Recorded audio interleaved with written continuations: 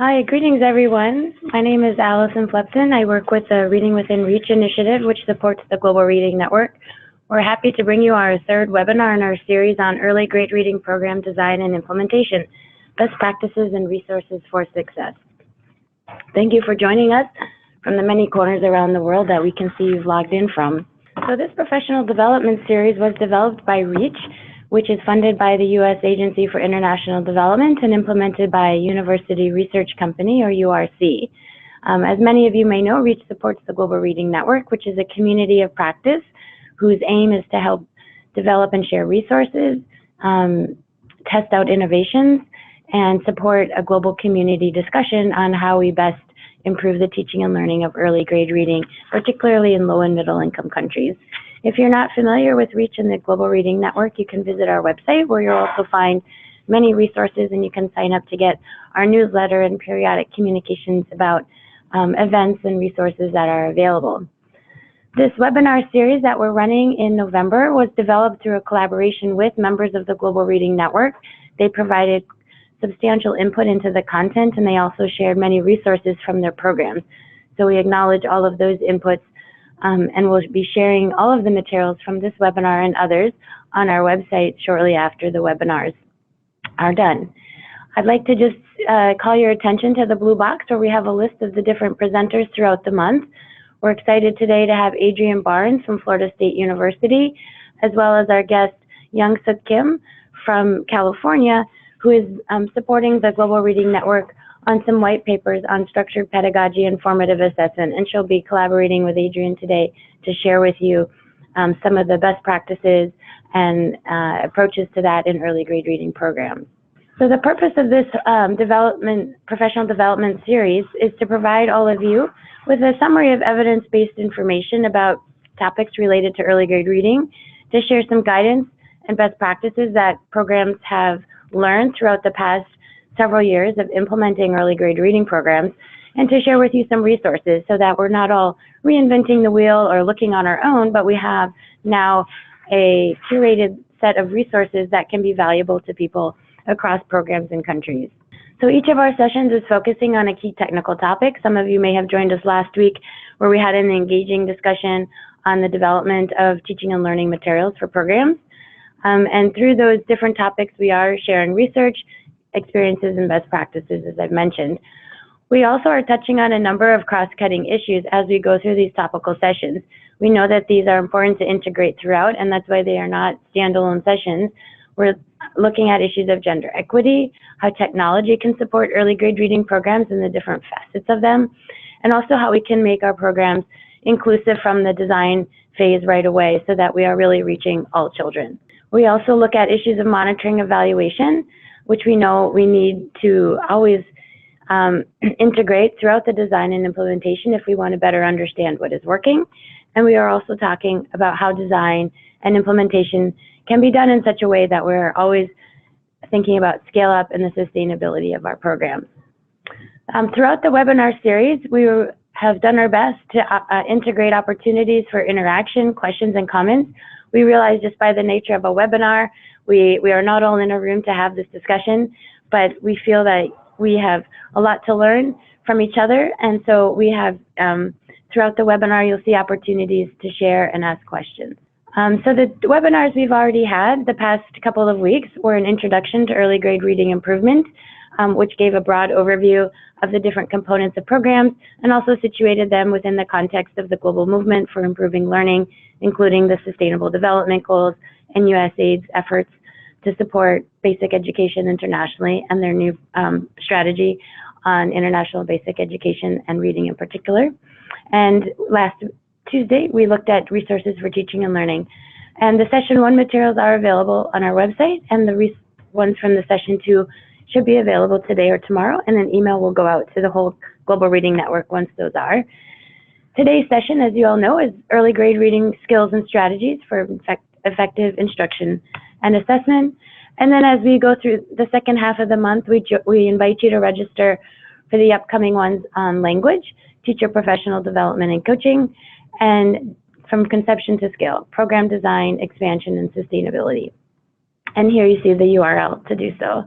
So I'd like now to segue to our presentation today, which will be led by Dr. Adrienne Barnes. Dr. Barnes is a literacy and pedagogy specialist at the Learning Systems Institute at Florida State University. She has more than 17 years of experience in education environments, including in American schools and in the international education field.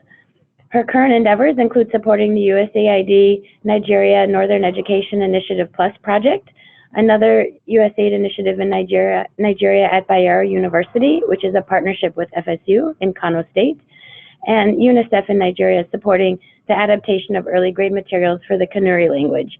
She's also working in Honduras, supporting a reading activity there. Dr. Barnes has supported REACH's efforts on training and professional development for the past several months, including this webinar series. She's taught elementary school and then received her master's and doctorate from FSU in 2011 and 2015. She's currently a fellow with the Florida Center for Reading Research. As I mentioned earlier, Dr. Young-Suk Kim is also contributing to this presentation today. She's a professor at the University of California, Irvine. Before joining the faculty there, she was an associate professor of education and associate director of the Florida Center for Reading Research at FSU. She received her doctorate at Harvard University in human development and psychology with a concentration on language and literacy. She holds a master's degree in teaching English to speakers of other languages, as well as in human development and culture. She was a former classroom teacher at primary and secondary schools and a community college in San Francisco, California. So we welcome both our presenters, and we'll now turn the presentation over to Dr. Barnes. Okay, good morning, and like I said, thank you for joining us. During this webinar, we are going to be discussing effective skills, strategies, and approaches and activities for teaching early grade reading and writing. We're also going to be talking about classroom-based assessment to inform instruction and general considerations when planning, implementing, monitoring, and evaluating instruction. So I'd like to begin by taking a few moments, and if you would just, maybe put a few comments in Zoom, things that you're thinking about, questions that you have, even as we go. If you could send all of your questions to all attendees and panelists, that would allow us to continue the discussion, answer your questions, and maybe support some collaboration between attendees. So on the left-hand side, you see a blue box that lists all of the basic skills related to literacy. And why do we look at these skills? Well, research has indicated that these are the skills that are critical to teach across all languages, across all contexts. These are the basic skills that lead to literacy. Now, there are specific considerations in different languages that may influence how some of those skills are taught or how much time is being spent teaching them.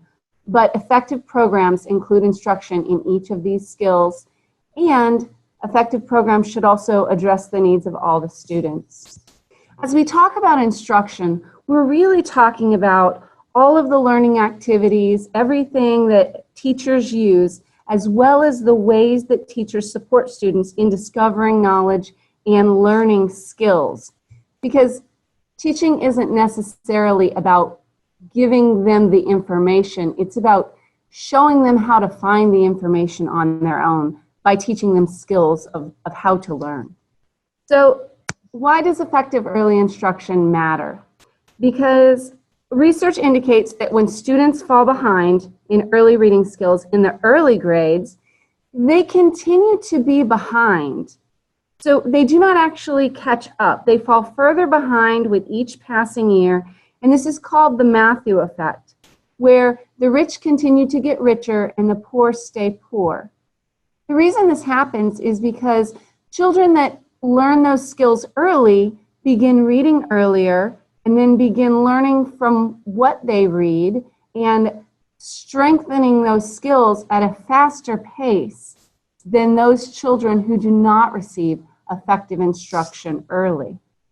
So I'd like to take a moment, about 5 minutes, and if you could just draw this on a piece of paper, this KWL chart. Before we really get into the meat of the presentation, I'd like you to take a few moments And under the K, list the things that you already know about early grade literacy, how children need to be taught, how these skills should be implemented. And then under the W, list what you want to get out of this presentation, what you want to know about early grade literacy skills, how they should be taught, and how children need to learn them. And I'll give you about 5 minutes to kind of jot down your ideas about what you already know and what you'd like to know. So let's start by talking about language skills, right? Language skills begin very early in life when children are still at home.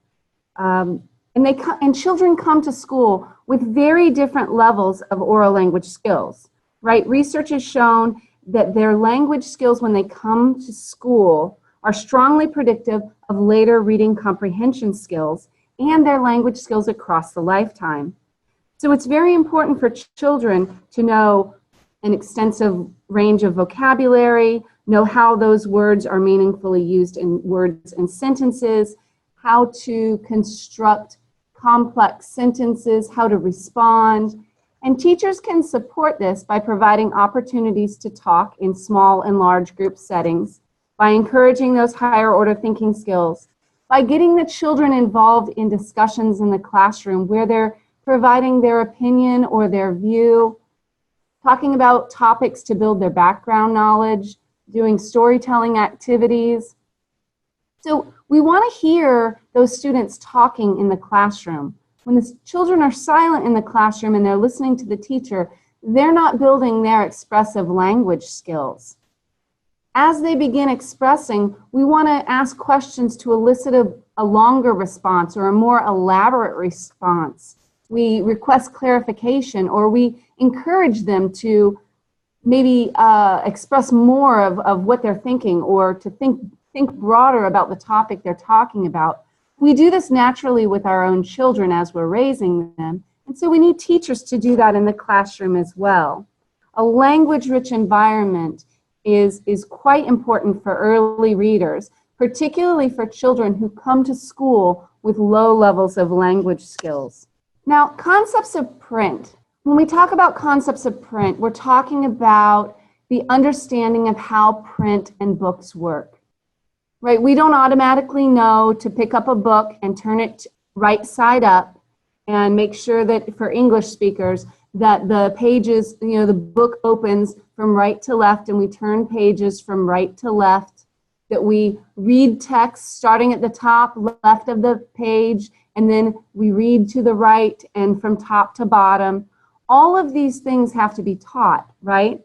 And so when children first come to school, oftentimes they have very limited experiences with print and working with books. So part of a high quality early grade literacy program includes instruction in concepts of print. What is the purpose of print? That print carries a meaning. That the story is in the words and not the pictures. That words are made up of letters, that those letters can be different sizes and different shapes, that the uppercase and the lowercase letter of the same letter are the same letter, but in uppercase and lowercase. That we read either left to right and top to bottom, or, like in Arabic, you would teach that they read right to left. And then what is the front cover of the book? Where's the back cover? What's the title of the book? Who is the author of the book? What does the author do for a book? So all of these things are things that young readers need to learn as they're being introduced to books. Some children may come to school having already had a plethora of experiences from their home environment, and that's ideal. But in contexts across the world, we see children who have a very weak home literacy environment. So teachers have to supplement that. They have to show children how books are cared for and how books are treated. A child's awareness of print and their ability to recognize that the message is in the print is the initial step towards learning how to read. So phonological and phonemic awareness is an interesting skill because We need children to be aware of language and aware of the sounds of language and the sounds within their language as they learn to read. Phonological awareness begins with recognizing that the speech stream is not just an unending stream. Children often think that a phrase it's just a whole word, right? So we have to teach them that sentences are made up of individual words. And then words are made up of syllables and parts. And maybe teach them how to identify and produce maybe rhyming words. And then move on to individual sounds. Now, not every language is alphabetic, right? So for syllabic languages, you only have to work down to the syllable level. But for alphabetic languages, where a single letter represents a single sound, we have to build that phonological awareness all the way down to the phonemic level, where they can recognize the individual sounds in words. And this skill of identifying those sounds supports their understanding of the alphabetic principle when we start teaching them about letters. So when we do phonological awareness instruction and phonemic awareness instruction, there are no letters, there's no printed text, we're not talking about letters and the sounds that letters make, we're only listening for the sounds in words and looking at pictures. And I have a video that I'd like to show.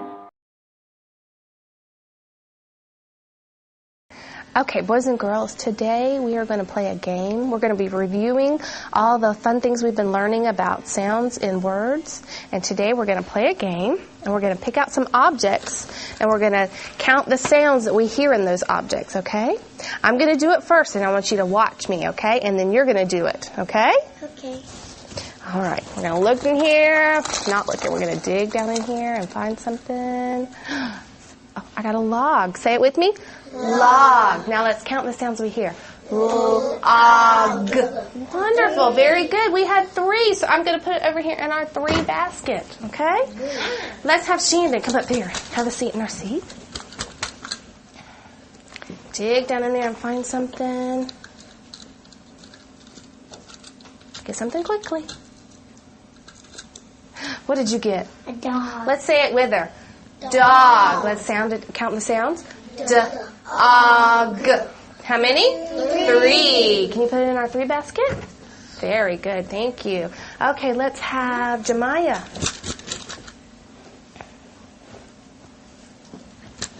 Dig down in there and find something. What did you get? Lion. Lion. Let's say it with her. Lion. Let's count the sounds. L-I-N.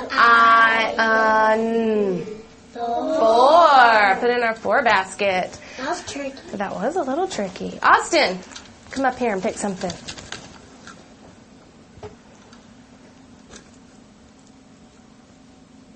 What'd you get? Nest. Let's say it with him. Ready? Nest. Let's count it. Nest. 4. Put it in our 4 basket. Today's activity that we did was isolating sounds, which is very important for phonemic awareness. This activity they can do together as a whole group, or they can do it by themselves in a center. This activity is hands-on, and the kids really enjoy doing this activity with their friends in centers. So this type of instruction really helps the students cue into the individual sounds in the words. And the reason that that's important is because for alphabetic languages, if they're aware of those individual sounds, then they're going to be able to begin, they're going to be able to begin associating letters with those sounds, right? So if they know that hen is 3 sounds, n, they know that H makes the sound, and they can assign H to that. Is represented by the E, and N is represented by the letter N. So building that phonemic awareness really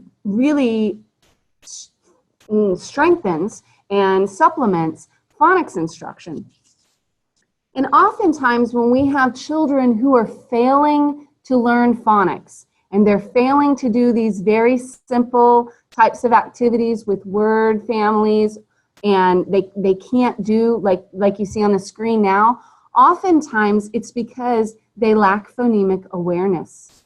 So when we have struggling readers and they're just failing to learn how to read, the first line of defense is to go back and provide phonemic awareness instruction and make sure that those children are truly phonologically aware, because that skill is, phonics is dependent upon that skill for them to actually be able to learn the letter sound correlations.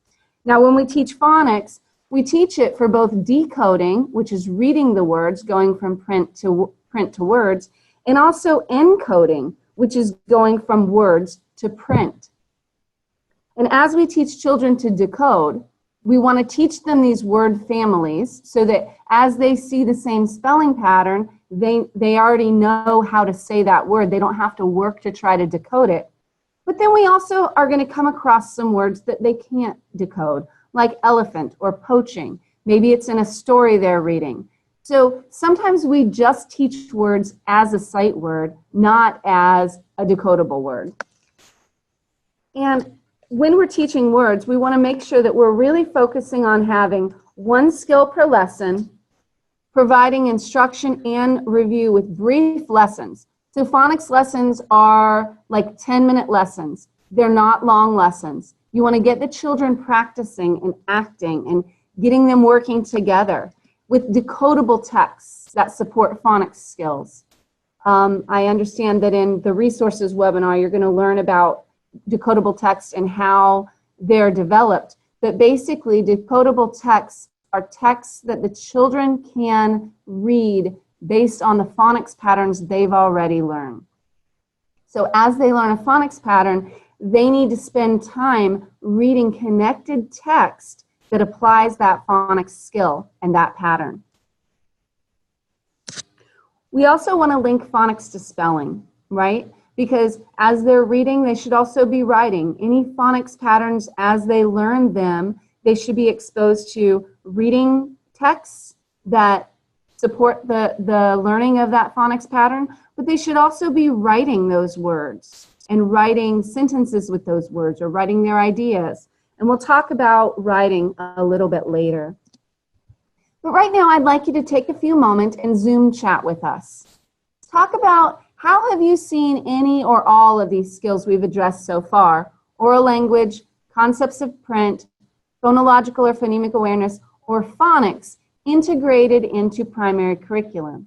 And specifically, I'd like you to think about when you've seen it or when you've seen lesson plans, were the teachers lecturing or were the pupils practicing?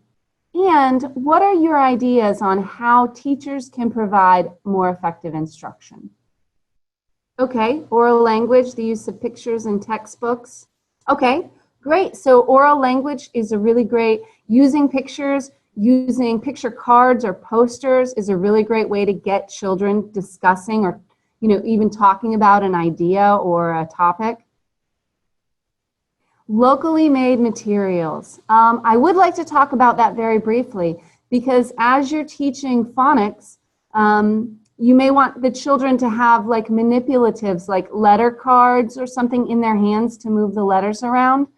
And one of the greatest things that I've seen is using the bottle tops, either the metal like Coca-Cola pop tops or the plastic water bottle tops, and just writing the letter on there with a magic marker or a permanent marker, and making that a manipulative for the children to move around.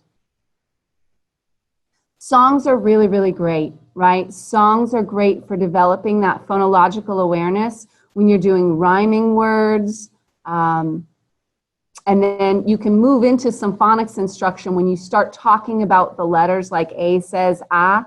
Even though you don't have like text in front of you, that's still technically phonics because you're integrating the letter. But that builds letter sound correlation and understanding. Adrian, this is Allison. We had a lot of people mention songs have been used too as a way of teaching. Right, songs are very, very good. And You know, they're very popular with young children. It's something fun that you can get them standing up and moving their whole body. And, you know, research shows that when your body is moving, your brain is working and you're learning. So using songs, using body movements with those songs, those are all really great strategies. Kinesthetic activities, yes, that's awesome. I received 2 questions around phonological awareness and phonemic awareness. One, if you could just try to differentiate them again for everyone. What exactly is the difference between phonological awareness and phonemic awareness? And then a follow-up question on explaining how those skills relate to alpha-syllabic languages. Okay, sure. So phonological awareness and phonemic awareness. Phonemic awareness is part of phonological awareness. So when we talk about phonological awareness, that's clapping the words in a sentence, that's finding words that rhyme, that's segmenting words into syllables. That's all phonological awareness. And so is phonemic awareness. But phonemic awareness means that you're working with the individual sounds. So saying, I went to the store, right, is phonological awareness, but or like breaking it down to the individual sounds is phonemic awareness. It's like a very refined form of phonological awareness. And you only need to go down to that level if in the language being taught, a letter represents a sound. If a grapheme or a symbol represents a syllable and not an individual sound, then you don't have to do phonemic awareness down to the individual sounds. Right? You can just stick with phonological awareness, work at the syllable level, because that's really the level that the children will need to learn to read and decode and write encode with. Phonemic awareness, is it the same with letter sound awareness? So phonemic awareness is very related to letter sound awareness. Letter sound awareness is basically phonics, and the difference between phonemic awareness and phonics is the presence of letters. So if I say to you orally, the word is man, man has 3 sounds, n, a, n, that's phonemic awareness. But if I say the word is man, it has 3 sounds, n is represented by m, a is represented by a, and n is represented by n, then it turns into phonics. So, but that phonological and phonemic awareness is sort of like a precursor. Being aware is a precursor to being able to apply the letters. And that's why if the child is not able to apply those letters and do the phonics activity, you back up and you provide more instruction in phonemic awareness with the aural and the oral sounds. And so the important thing for teachers, right, the important thing is helping them understand that the sounds come before the letters and that they link together. So you teach the sounds, you teach the phonological and phonemic awareness, and then you link it into the letters, and then when you're presenting the letters, the children already have a basis of knowledge. And then if they have difficulty, you go back to the phonological and phonemic awareness. So we have to get our teachers kind of understanding what that is and how to address it. So let's move forward. Let's move on to spelling, right? Because after they start learning letters, after they start learning phonics patterns, we start teaching them spelling patterns, right? We want to teach spelling using patterns, because we want to build on success. So we encourage children to look for patterns, help them relate unknown words. We help them look for patterns in unknown words. Lots and lots of activities in the classroom, opportunities to practice writing those words, incorporating words from reading lessons, from their phonics lessons. We can use word cards for activities, as many of the things that were listed for phonics go into spelling too. We could encourage students to find new words in their environment. They could use word study notebooks. We can post word walls. We encourage them to discover patterns in their reading and in their writing, and help them relate this pattern when they come to unknown words, or they want to write a word that they don't know how to spell. encourage them to kind of think about what patterns do I already know? What strategies do I already have in place? And later on, I'll show you a word wall that's kind of a vocabulary and spelling word wall that's a really great idea to use in the classroom. So vocabulary, right? It's important for teachers to know that the words we teach for spelling are different than the words we teach for vocabulary, because the words we teach for spelling are related to reading instruction. The words we teach for vocabulary are related to oral language development, and sometimes writing instruction, but writing as expressive language. So when we present words, the single most important thing about presenting vocabulary words to children is that we give them the definition first. We don't want to say, oh, the word is automobile. What do you think automobile looks, or what do you think automobile means? Because children tend to fast map, and if they hear the wrong definition the first time they hear that word, oftentimes that's the definition that they remember. So we begin, an automobile is something that carries people from one place to another. And on the right side of the screen, you can see it's called the Freyer model. And it says, you know, there's the definition, there's the description, what is it like? It has wheels, doors, a windshield, seats, and a steering wheel. And then on the bottom, you see both examples and non-examples, because we want children to kind of identify, okay, well, what are vehicle, or what are modes of transportation that are automobiles and modes of transportation that are not automobiles. So a van, a car, and a bus are all automobiles, but a plane, a boat, and a motorcycle are not automobiles, even though they may have wheels, doors, a windshield, seats, and a steering wheel, right? So we want to make sure that we provide both examples and non-examples for children. Graphic organizers like that are really, really awesome for helping children work through word meanings. We want to review words, create word walls. We also want to teach multiple uses for words. How do you use the word in different contexts? Or what are the different meanings that those words have? And then at the bottom, you see a list along the bottom where we teach related words. Now, I would, with my students, just give them little word cards that have all of these words that are related and say, you know, put them on a continuum. Start with, like for these, what's the smallest and what's the largest? And then they work together in groups to kind of figure out that order. It doesn't necessarily matter.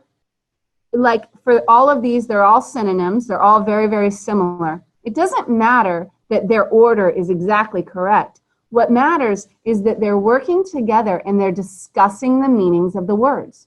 And so one child might say, well, I think giant is bigger than enormous. And another child might say, well, I think enormous is bigger than giant. And then in doing so, they will talk through, well, what does the word giant mean for me versus what does the word enormous mean for me?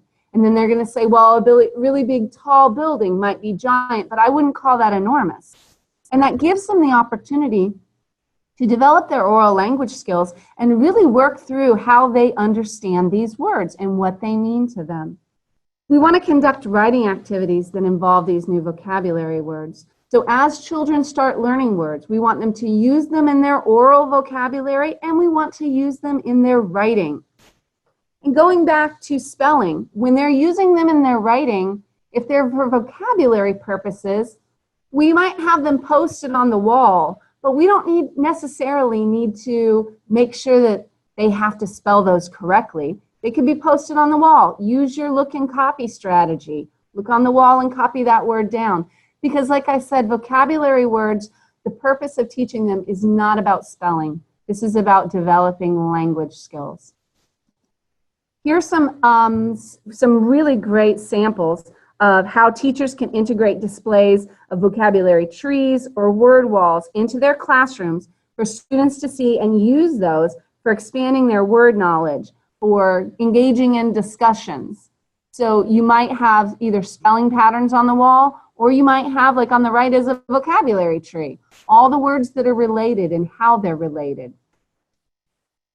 So, like I said, some words need to be taught as sight words, and a lot of times those are the vocabulary words. We just say, this is the word elephant. When you see it in text, that's the word elephant. That way, as the child is reading, he or she doesn't get stuck trying to sound that word out. They already know it. Because reading fluency is about applying all of the skills that the children have learned thus far as they're reading, right? We want to use decodable texts. We want to teach the phonics pattern and then allow the students to sound out the words in a passage. We want to randomly assess isolated words and sentences because memorization is not reading. And if a child reads a passage over and over and over, and the whole class reads it together, suddenly they can read it without looking at the page. That's because they've memorized it. Their eyes and their fingers should be on the text as they're reading. And if teachers are concerned that the child has just memorized the text and isn't actually reading, he or she can walk over and point to an individual word or an individual sentence and say, read that word or read that sentence for me. And if the child cannot read that individual word, then the child isn't reading the text. The child has memorized the text. And I think that's really important for us to address because in a lot of classrooms, we have a large number of children, and it's difficult to know if every single child is reading the text or is just repeating what they've memorized as they've worked on that text all week. So teachers should go through and randomly assess children. They'll know the ones to keep their eyes on. They'll know the ones within a few weeks of school that are going to need more support, that are going to need more guidance. And so randomly assessing their word reading skills, particularly with the decodable text, because then you recognize, you're able to see what skills the children have learned and what skills they still need to know. I have another video to show you. This is Rwandan students who are partnered together to take turns reading a text. So one or two students are sharing a book, right? And the idea of paired reading is that the students alternate reading quietly to one another. This provides each student with an opportunity to read and also an opportunity to listen to their partner read and follow along and maybe make corrections or give feedback. And in doing so, they're building their own reading skills. So it's very reciprocal.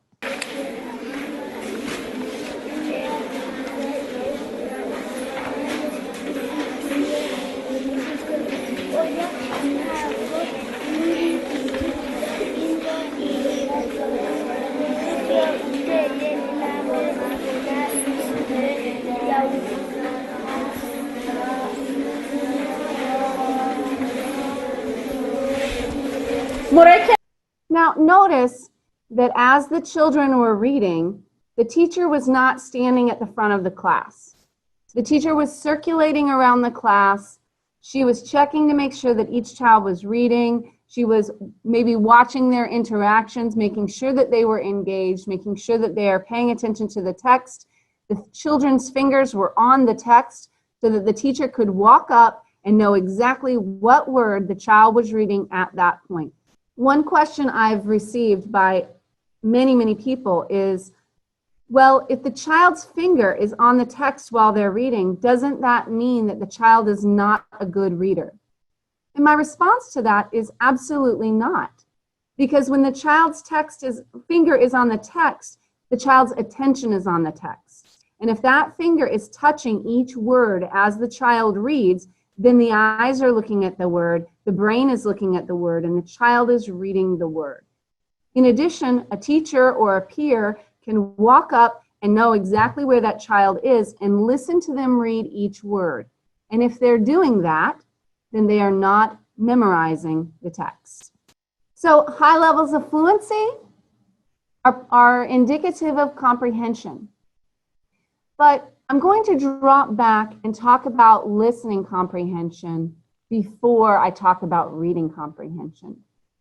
Because earlier we had a really good discussion about how phonemic awareness supports phonics instruction and the alphabetic principle. Because when children are able to segment sounds and play with the sounds of a language orally and aurally, then they're able to apply those skills to text. with letters. So the same is true with comprehension skills, right? Children need to learn listening comprehension skills before they learn reading comprehension skills, because reading comprehension is just doing the same types of activities with text. Listening comprehension is easier for children than reading comprehension because you don't have the text element, right? So comprehension, this is, finding the meaning in what we hear and understanding the message. And these listening comprehension skills are the basis for reading comprehension skills. A child is only able to apply comprehension skills to a text if they can already apply those comprehension skills to oral language situations. Therefore, we need children to practice their comprehension skills in oral language settings.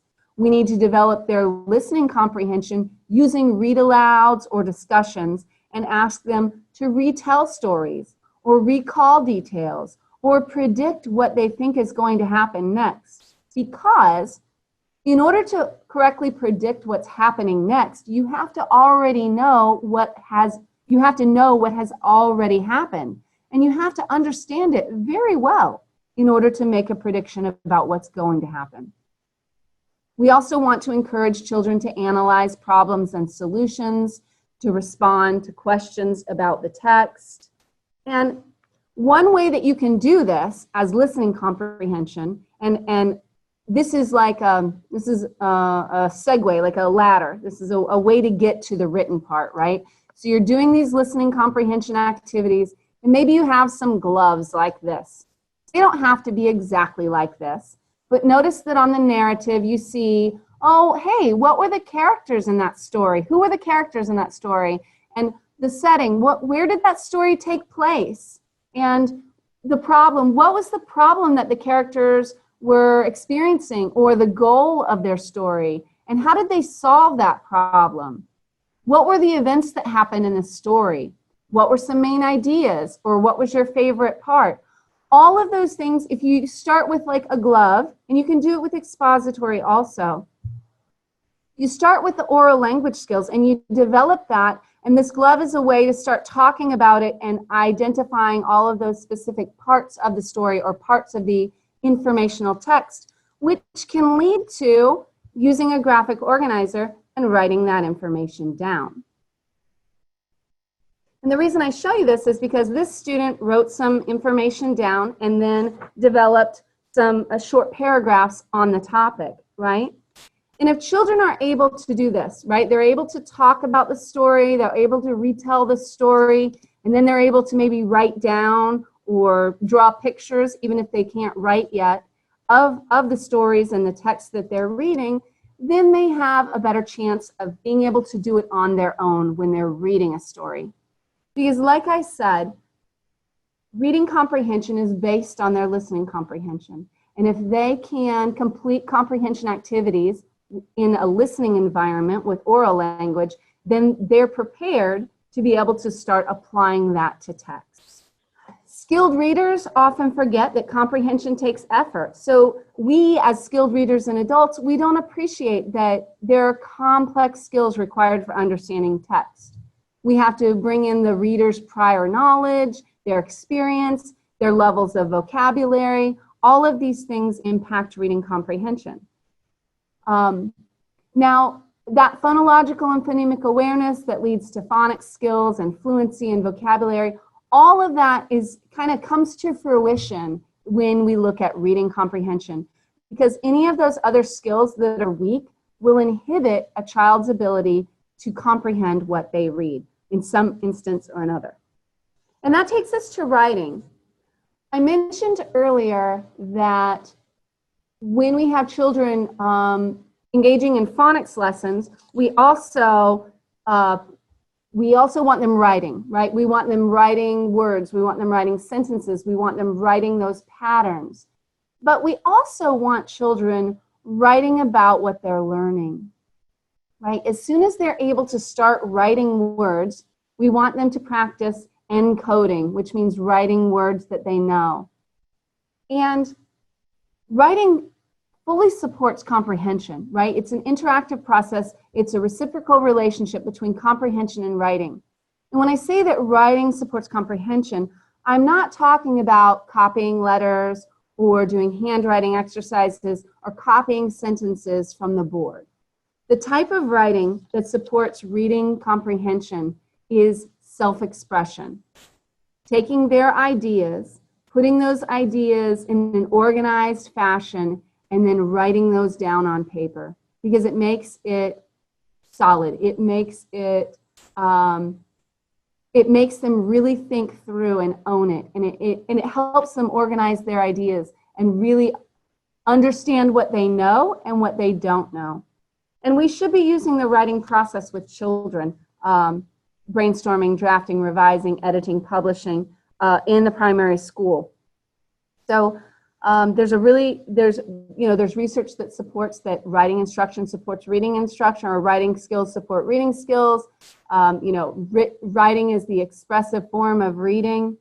And so we want our children to be getting involved in doing those writing exercises that support comprehension. I have an activity here, but I'd like to take a moment to answer any questions that have come up, or anything else that's come up in the chat. Adrian, could you clarify a bit the issue of sight words and decodable words? Somebody asked if some sight words are decodable, and if you could maybe address that. Some sight words can be decodable. There are really two definitions for sight words. The first definition is a sight word for a child is any word that they are not currently able to decode. So it could be decodable, but maybe they just haven't learned that spelling pattern yet.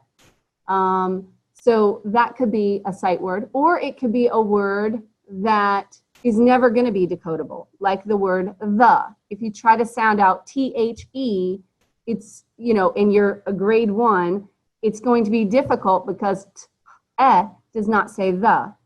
And there are a number of words that, we teach as sight words because they're not really decodable. But yes, sight words can be decodable. It could just be that the child doesn't know how to sound that word out yet. That's one definition. But another definition, as children get older, sight words also refer to any of the words that a child can recognize immediately in reading and not have to decode. So usually in early grades, like grades 1, 2, and 3, when we talk about sight words, we're talking about that first definition, the words that are either not decodable or the child has not learned the phonics pattern or the skills to decode that word. And then when we talk about older grade children, older grade students and their sight word vocabulary, we're talking about all of the sight words, all the words they know by sight and don't need to try to decode. So hopefully that kind of explains that. Allison, were there any other questions? Yeah, thank you. We also had a question on what is the criteria for concluding that a child reads text fluently?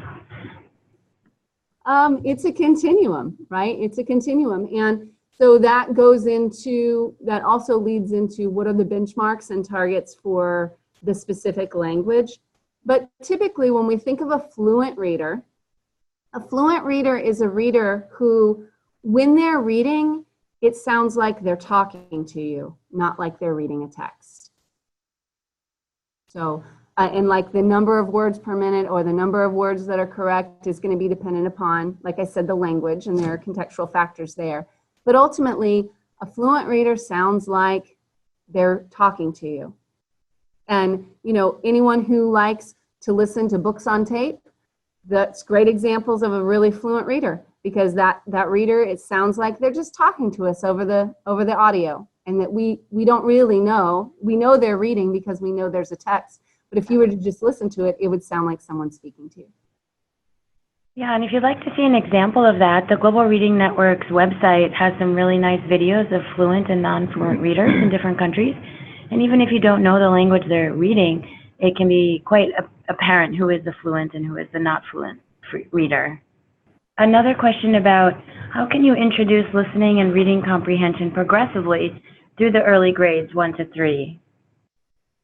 How do you introduce it progressively? Well, You want to begin oral language and listening comprehension activities like from day one, as soon as the children get to school, right? You're wanting to engage them in read aloud activities and talking about those stories and talking about those texts, because what you're doing there is you're building the foundation for when they start applying that to text. Usually in grade 1 and often in grade 2, children are still learning how to read. Right? They're learning how to sound out the letters. They're learning what are those letter sounds. How do I take these individual letters and the sounds that they represent and blend them to form words and then link words together to say phrases, you know?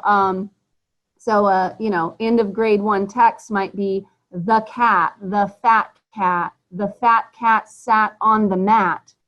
Now, there's not a lot of comprehension activity that you can do with that, right?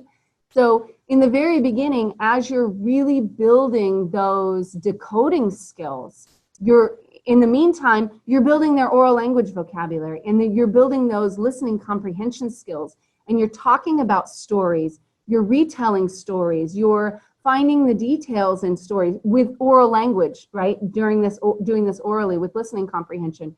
You're exposing the children to some informational or expository text and talking about the characteristics of whatever that text is about.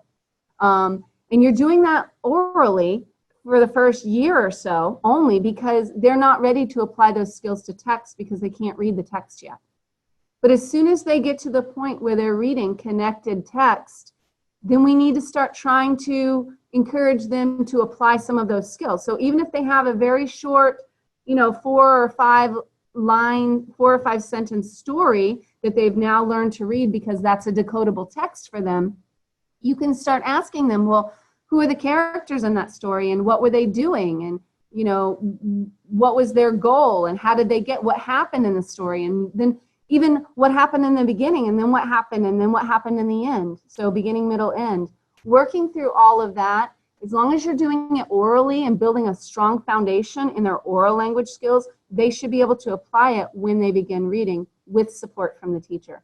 It says, I noted that some struggling readers tend to focus too much on non-content words like the, and, this, and him.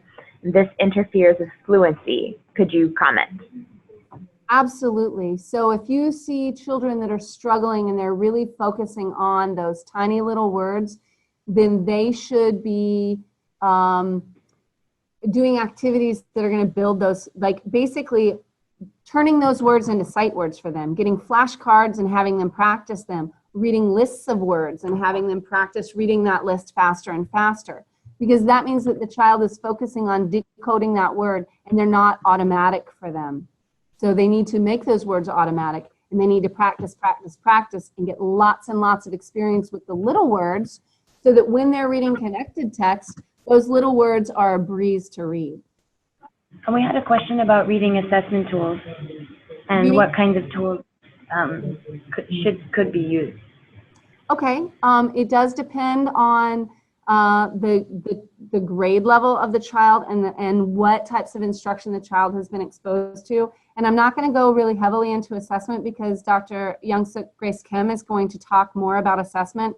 But you want to assess in the early grades their oral reading fluency, looking at either lists or more preferably connected text reading that's decodable and on their grade level. Using decodable text, meaning you're using words that they've already been exposed to, they've already been instructed in, to create sentences or stories, and then timing them on reading those, identifying the words that they're not able to read correctly, and then providing instruction on those words that they're not able to decode. And then you can also look at like fluency rubrics. Do they, you know, how many words per minute, how many errors, and then if they can read fluently and they can read all of those words, are they reading it in a way that sounds like they're talking, so it sounds like language rather than sounds like them just choppily reading a sentence. But like I said, I'm not going to go much. I'm going to touch on some assessment later, but I'm not going to go really heavy into it because I'm going to allow Dr. Kim to really talk about that.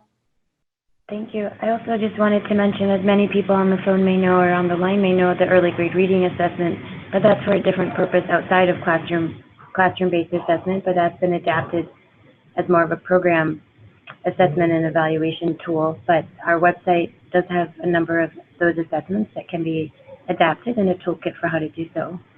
Adrian, maybe we'll just take one more question before moving on in relation to writing. At what stage can we introduce writing to learners? As soon as the children learn the letters.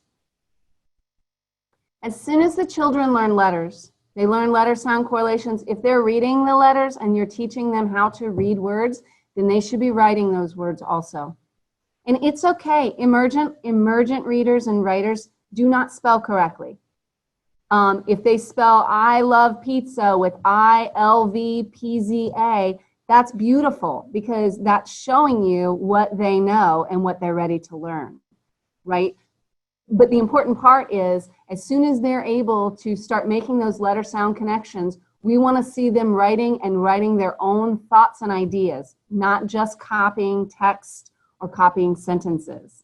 But I would say grade 1, get them writing in grade 1 because the sooner they begin, the more skilled they're going to become and the more quickly they're going to become skilled. And I also want to comment on the comprehension. Some people have said to me, you know, it's not until grade 3 that we can ask higher level comprehension skills, which really isn't true. Because even grade 1 children, if you say, hey, let's read this story and, you know, who are the characters and what was the setting and all of this, but then say, all right, well, how would you feel if you were that character? Or do you think that that character made the right choice and why? Those are higher level comprehension skills. And we can start asking very young children to start thinking about those things and to start comprehending those texts on a deeper level, more than just identifying the parts of the story that answer low-level questions. Okay, and I've seen several people have actually begun responding to the activity, right? How have you seen instruction adapted to the following situations, and what would you suggest? The last one that I saw come in was low resource and conflict settings. We found that giving the teachers appropriate lesson structures and a knowledge of how to produce materials with local resources, very important. They can turn their classrooms into safe spaces where kids are willing to attend and participate, which takes away from the focus of conflict or poverty and helps the teacher realize the power of effective reading instruction. Absolutely, empowering the teachers in both conflict areas, conflict settings, and low resource settings, showing teachers how they can create materials for their classroom using low cost or no cost materials in their environment. Large classroom settings, we often think that with large classrooms that there's no possibility for effective instruction. But it really lends itself to allowing us to have time for more group work, more collaboration. It also means that the teacher needs to have good classroom management skills and know how to manage the classroom, to keep the kids with routines, that the children know what to expect, that they can collaborate and they know how to come back to a whole group setting. Multi-age or multi-grade classrooms really offer opportunities for peer learning, where we have student-centered participatory teaching and learning, where you have maybe paired up a lower level learner and a higher level learner, where they're learning from each other, because even when the higher level learner is helping the lower level learner, they are still learning themselves. And then in the next pair, maybe they're paired with someone that's higher than them. Grouping children in low resource settings, right? Avoiding conflicts. And I think, you know, part of this does go into teaching children to collaborate and teaching them how to learn from each other.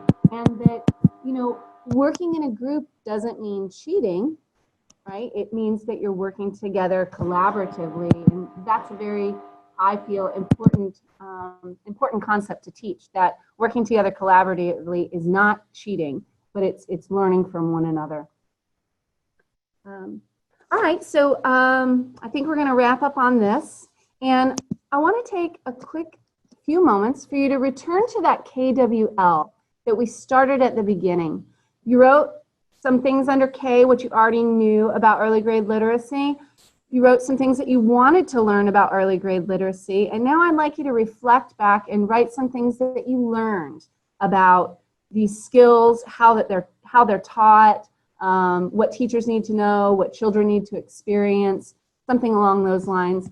The first question is, if words that are decodable are taught as sight words, then is it going back to logography, the logographic stage, right? Ideally, we don't want to teach decodable words as sight words, right? We want to teach children to decode those words. But there may be occasionally a word in a text, particularly, and if you're using decodable text in the classroom, this isn't going to be an issue. But if you're using something that's not a decodable text for the children to read, it may be an issue that there's going to be a word that they just don't know how to decode yet. Well, when they learn that skill, you go back and make sure that they know how to decode that word. You don't teach it as a sight word and then just never address it again, because that skill is it should come up in the curriculum, that spelling pattern should come up in the curriculum at some point. And then later, as the words get bigger and the children get older, we teach them like an analogy where they just recognize the spelling pattern, and then that spelling pattern, you know, they can apply that spelling pattern to other words that have the same spelling pattern. So it's not really going back to the logographic stage. If you taught just the words, all words as sight words, you'd be teaching whole language, meaning you're not teaching how to decode.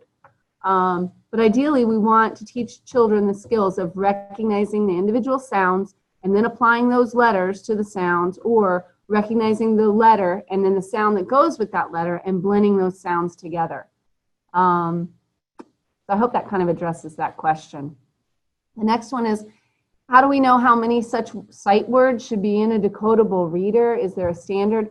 I don't know off the top of my head what the standard is, but I know that it's very limited. When you're reading, there might be, in a short text for, you know, a grade 1, end of grade 1, I want to say there might be 5 sight words in the story.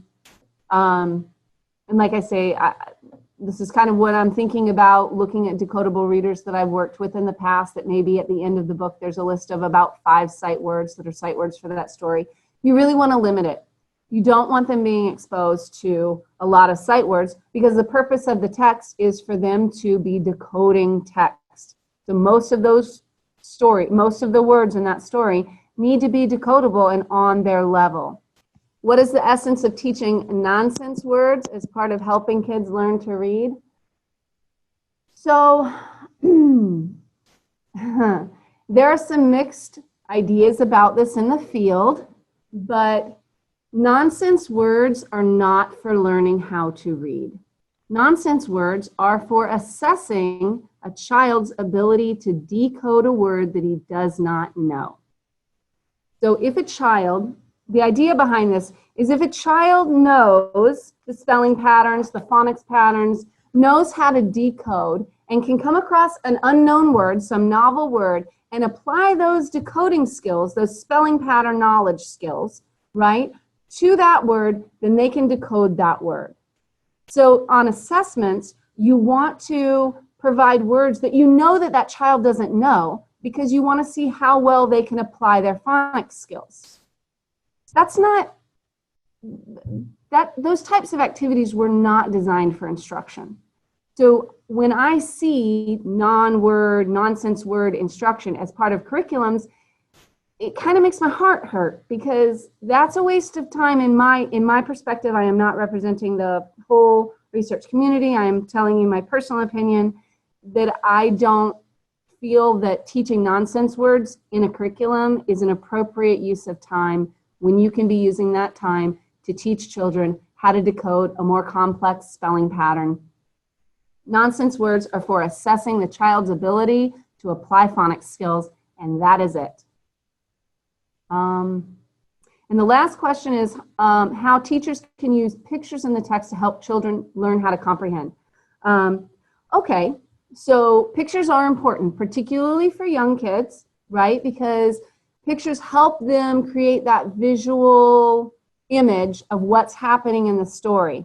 It's very important that the teacher is very clear with the children that the story is not in the pictures, the story is in the words.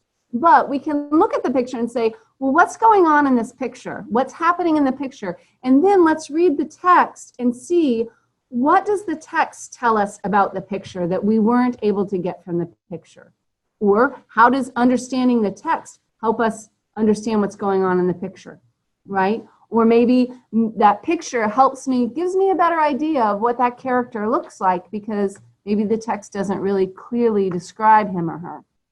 But we want to, particularly with the young ones, right, as they're transitioning and they're starting to learn the difference between text and pictures, and they're still relying on a lot of visual cues for, what's happening in the story, pictures are good.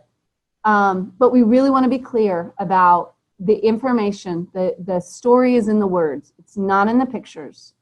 Now, not to say that picture books aren't good for older kids, because who doesn't love a picture book story? I love picture book stories, and every child I ever taught or class I ever showed or workshop I ever did a read aloud in, everyone loves the picture books. So they are engaging and they are intriguing. And so using picture books might motivate children. So if you have a child who just doesn't want to read, a picture book might motivate them to be more involved or to get more involved in the text, or might interest them more in reading.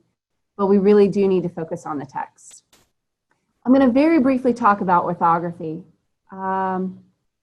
Orthography can be transparent, meaning that one letter represents one sound, and one sound is only spelled one way. Or they can be very opaque or dense, right? In English, the letters O-U-G-H can be pronounced as oo in the word through, o in the word though, and uff in the word rough, which means that English has a very opaque orthography. It's difficult for children to learn all of the different spelling patterns for one sound, or that one spelling pattern can be pronounced many different ways. So English is one of the languages that's very unique in its need for sight words. So like we were talking earlier about why would you introduce sight words into early grade reading? Well, because in the English language, sometimes we need to use words that the kids just don't know how to read yet. But in a lot of the African languages, particularly, I know more about the African language, and some of the, in Spanish it's more transparent. But in a lot of the African languages, the orthographies are very transparent. So one letter always makes one sound, and that sound is always spelled a specific way. So in African languages, you're going to have less of a need to teach sight words and more of a need to focus on decoding skills. Because, sight words might not even be really a big issue in some of those languages, depending upon the level of what the orthography is like. We're going to talk about some of the characteristics of effective instruction.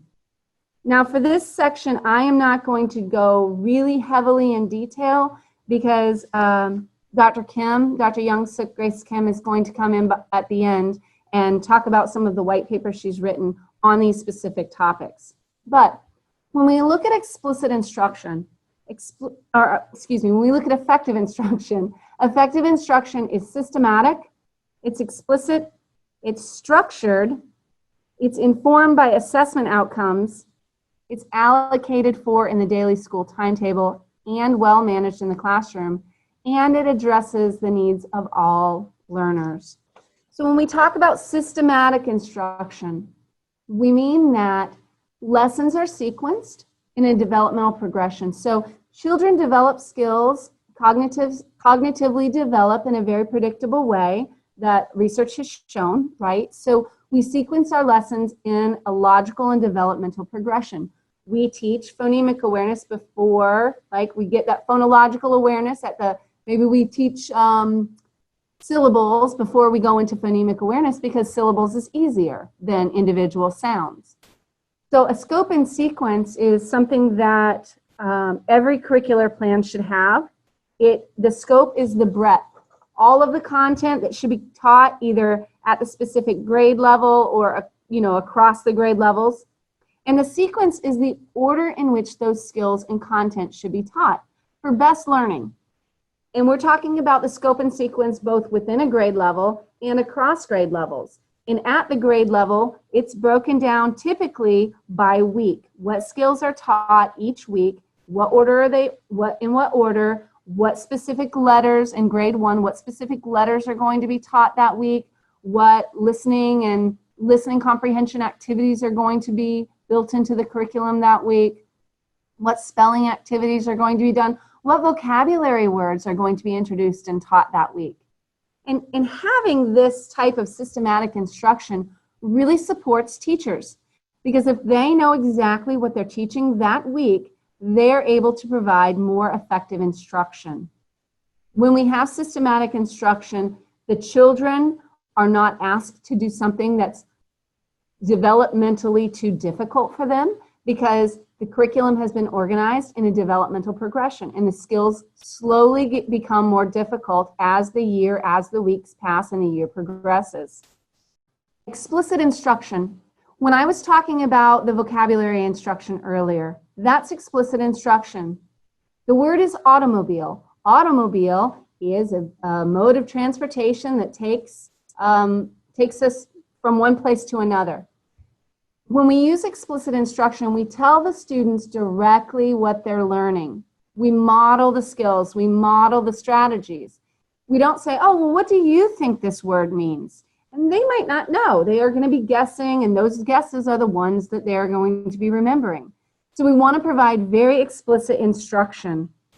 We don't want them to guess. We want them to know exactly what's expected of them and model for them. If we're using a skill like segmenting phonemes, think back to that video, right? She pulled the first toy out.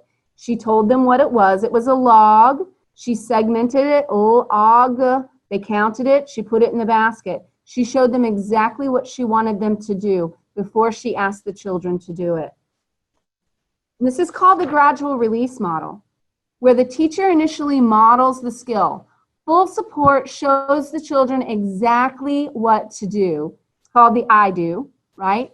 And then as you move into allowing the children to start practicing, it's we do. The teacher was working with the students. The lion, she counted it off with them. They decided together what basket it went into. If she had seen them make errors, she would have immediately modeled again to show them exactly what she expected. The majority of instructional time should be spent in the we do phase, because children need to be guided through applying these strategies, applying these skills. Even if they're doing those phonics pages we saw earlier, the teacher is circulating, helping them figure out what letter goes into that box. How do you know? What is the sound? What is the picture? And then once children can do those skills on their own independently, you move into the you do. And the you do is typically for monitoring their use of the skills, assessing their ability to apply the skills to novel situations, and assessing their learning. When teachers have daily lesson plans that provide learning outcomes, structured activities, and guided instructions, they are more effective. So structured instruction helps teachers and students know what to expect each day. Most lesson plans are similar across the day, so both the teachers and the students have a routine. They know what to expect. That way, they're ready for it. And when children are ready for learning, they learn more. Now, for different projects, right, lesson plans should be field tested because they can be highly scripted, where the teacher literally has to read from the teacher's guide, this is exactly what I'm saying. Or they could be less scripted, where the teacher's guide just tells the teacher what to talk about or what to teach about. Now, when you have less scripted teacher's guides, that means the teachers really need to know their business. They need to know what they're teaching. They need to have been trained on that content. They need to be ready to deliver it to the children without hesitation. So sometimes in projects you'll see at the beginning, you start with very scripted lesson plans and lots of teacher training, and then toward the end, the lesson plans are less scripted because the teachers have the skills to be able to, in essence, wing it and provide the instruction that their children need and vary from a script. Now, I know that a lot of times teachers will say, well, I don't want to work from a script because I know what I know and that doesn't give me any creativity. And that's fine, as long as they know how to instruct the skill that they're supposed to be instructing. So there's a lot of discussion in the field right now about what is the appropriate level of scripting. And honestly, there's no right answer, because the right answer is going to be what your teachers need and what your students need, what your project needs. It's going to be different for every project. So in this picture on the left, you see the teacher has her hand in the air and the children have their hand in the air. That teacher is actually assessing the student's skills. She's assessing their ability to write whatever letter or whatever she's having them write, right? She's watching them do it in the air. Because if they can do it in the air, then they can probably do it in their book, right? But she needs to know, really quick way, which of these kids are understanding the lesson and can apply this skill, and which of these students need additional instruction. So by quickly assessing, she can identify which children and which skills need to be reviewed. She's monitoring their student progress, and she's using that information to guide her instruction. Because if all of the children get it wrong, she's going to go back to modeling, right? They're in the we do / you do phase where she's doing it with them. She's assessing. And the gradual release model is a continuum, just like assessment is a continuum. There's a lot of gray area. There's no black and white. But she's also demonstrating, her assessment of them is also demonstrating the effectiveness of her instruction. Because if those children are not able to do whatever it is that she's asking them to do, she can identify within herself and hopefully reflect and say, whatever instruction I just gave was not the right instruction for these children. I need to do something different, and I need to improve or change my instruction. Or if most of the children are able to do it and some of the children fail, she can say to herself, okay, this group of children needs additional instruction in this skill. That's called formative assessment, because you're still forming the instruction. You're still forming the knowledge in the children's minds. You're still forming the learning. We're evaluating on the fly. We're evaluating as we go. We do this naturally all the time. If you're in a face-to-face workshop, you're evaluating whether people are paying attention to you or if they're trying to fall asleep, and that's telling you might need to take a break, right? So as we're with our children in the classroom, or as teachers are with their children, they are constantly assessing, or they should be formatively assessing, and using that information to impact instruction. If they assess and then they don't do anything with that information and just write a grade, then that's summative assessment, right? Because it's not informing instruction. And I love this quote at the bottom.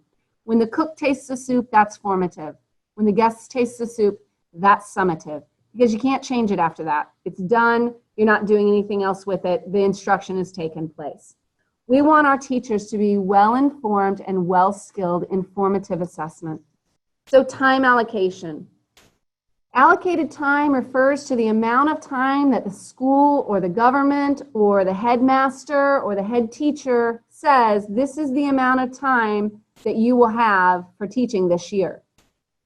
But there's a lot of things that take place, right? Teachers have to go get paid. Sometimes they go to the market. Sometimes they come in late. Sometimes children come in late. That limits the instructional time that's actually available for learning. And then of that instructional time, if the children are busy looking out the window, then they're not engaged.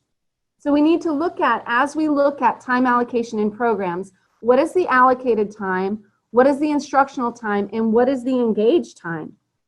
In developing countries, the gold standard is 1,000 hours of instructional time per academic year in all subjects. This is 5.5 hours per day, 5 days a week.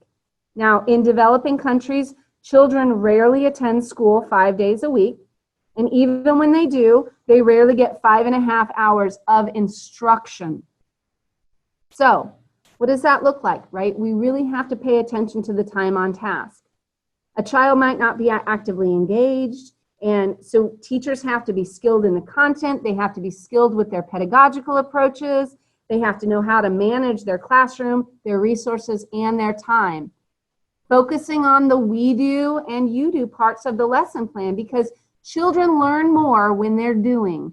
Well, all of us, we all learn more when we're doing, right? And so this is a time on task study from Sokoto and Bauchi states. The allocated time is 630 hours per year for instruction in all subjects. On the left-hand side, you see all the different things that take time away. So there's resumption, the teachers are absent, there are market days, there's public holidays, teachers are tardy, professional development, visit to their local government, education authorities, teacher verification. They have to leave, and in these two states, they take 1 day per month to go get their salary.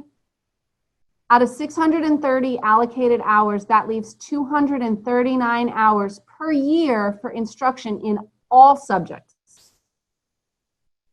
That doesn't really address, this graphic does not tell you how much time is allocated to reading, or within that, how much time children actually have hands and eyes on text. So this is something to think about. If the gold standard is 1,000 hours, and all of this brings it down to 239 instructional hours, it's, we have to question whether those children will actually make the gains that we anticipate them making. We have to consider, now, this is actually really important to think about when you're planning a program, right? If you're going in and you're developing a program, you want to look at this kind of stuff, because you have to look at the timetable and decide, how should the scope and sequence be designed? How often can reading be taught? Can it be taught daily, or maybe it can only be taught a few times a week? How can reading instruction be separated from language instruction, which is a really important separation? Should lessons be repeated, right? If there's a high level of teacher or student absence, should every 5th day be a review and reteach day?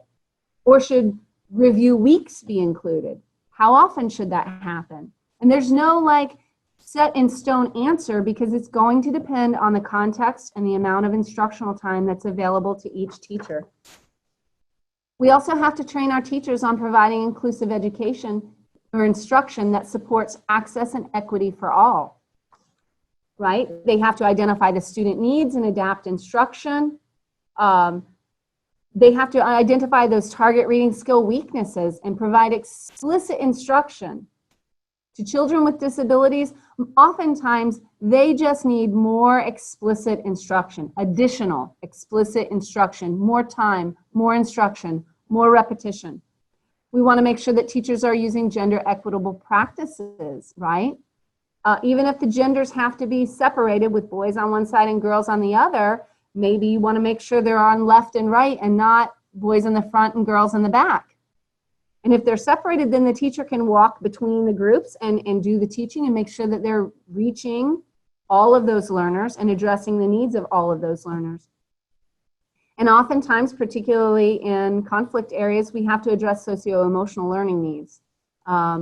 We have to address trauma. We have to address security issues, like emotional security issues. This is a resource published by REACH. It's Universal Design for Learning to Help All Children Read. And that will be with some others, that you'll be receiving a list of references and resources that's quite extensive. Resources on everything that you've seen, along with some technology and assessment. The reference list is quite extensive. So technology, right? Technology instruction, we want to integrate technology, videos.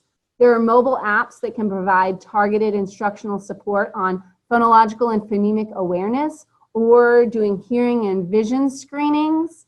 The Tangerine class in Kenya was used to track student progress. There are several mobile learning apps. We have a lot of information about this, but like I said, I'm not going to go really far into all of these topics right now. But you can use ICT support to make sure that you're providing instruction for all children. So in Ethiopia, the teachers received like inclusive multimedia lesson plans, where they receive specific guidance on how to include children with certain disabilities, right? How do I address that disability? And that was included in the materials that they received. They had audio files for the phonemic awareness so that the child could like press, or the teacher could push on the fidel, and then the sound of the fidel would play. So we can use that instructional support to help meet the needs of all of our children. Hi, Adrian. This is Allison. We had one question earlier that we've also had a bit of a conversation about online, but others may be interested in hearing a bit more from you about how do we know whether the content of a reading curriculum is appropriate for different grades. And this might apply across different languages. How do you know if the content is appropriate for different grades? Okay. Right, so you're a reading program setting out to develop the content, perhaps in a language that reading hasn't really been taught, or maybe it has, but hasn't necessarily been effective. How do you identify that appropriate content for the different grades? Okay. So you definitely want to begin at the beginning, right? I would suggest going and looking at, so if you want to start at first grade, you have to know what are the most frequent sounds in the language, what are the most frequent letters used in the language, and those are the first ones that you start teaching. Because when they learn the most frequent, then they can start writing most frequent words, and they start reading and writing faster. You have to look at the developmental progression. Teaching more than 2 letters or symbols per week is probably going to be too much for 5- and 6-year-olds. So you have to look at how long is it going to take. If you have 13 letters in the language, well, that's going to take, about what, 6 or 8 weeks. They're going to know all the letters and sounds and start reading. But if there's 256 fidels, it's going to take 2 years for them to have all of those fidels. So I think really making sure that you're looking at what can the child developmentally, what is the child developmentally ready to process, and what's their cognitive load. Content, a lot of times the themes around the weeks begin with familiar themes: family, community, learning, the classroom, and develop into more advanced themes. And so when you look across languages, I think that's the key there is how do you make sure that it's appropriate across languages? And it depends on the 2 languages or the 5 languages or whatever languages, because you might not have the same type of scope and sequence, right? Because like I said, in one language, by the end of first grade, they might know all the letter sounds and be able to decode words. And if it's a transparent orthography, start reading really, really quickly. But if there's many more letters or a much more opaque orthography, it's going to take longer for them to start developing into those more complex reading, be ready for those more complex reading skills. So I hate to just give a general question, but I think without really looking at the specific characteristics of the language, it's difficult to know, what is going to be appropriate. How do you know if it's appropriate? Look at the curriculum and say, can a 6-year-old do this? Realistically, can a 6-year-old do this? And am I aligning the curriculum and building their knowledge in a way that helps them? And each time I introduce something new, they already know like 80% of it. They've already learned like 80% of the knowledge that now they're being expected to perform on, 90% maybe. So we have to really address, are the children ready for that next developmental step? And if I just might add, for that question, there's certainly a lot of planning in terms of how much instructional time is available, what the teachers are able to teach, and certainly we look at what the kids are learning as they go through assessment to see if the content is appropriate, as Adrian mentioned. And in the chat, there were a few other, in the Q&A box, there were a few other considerations. Certainly early grade reading programs pilot the content they develop, and then they evaluate to see if the content was indeed appropriate or if it needs to be adjusted. So there is some trial and error, especially in places where certain languages haven't been used for reading instruction. Right, it is often a moving target, right? You have to kind of develop something, get it out there, pilot it, see how the performance is, and then you might find that over time, oh, we can make this more difficult, or it's too difficult in the beginning, we got to back way off. Assessment and using that assessment to inform design is going to be really important, like Allison said. And I want to address this question. Samantha said the topic of scripting, this is about scaling up. The rule of thumb, she said the rule of thumb will be as little scripting as possible. Ideally, that would be ideal, right? The cheaper alternative would be to just print a bunch of scripts rather than training your teachers. In the beginning, the teachers might not know what to do, so they might need that scripting. But ideally, yeah, we want to back off. We want to give them the flexibility to teach the way that they know how to teach. But the key to that is that they know how to teach it. Yes, content standards as a basis for developing the scope and sequence, absolutely, right? So you want to say at the end of first grade, the children should be able to do X, Y, and Z. At the end of second grade, the children should know and be able to do all of this. But we have to make sure that those content standards and those benchmarks, as you were, that they're appropriate for the developmental level of the child and of the children. So for those who may have joined us a little bit late, I read Dr. Kim's biography at the beginning, but I'll just recap here. Dr. Kim is a professor at the University of California, Irvine.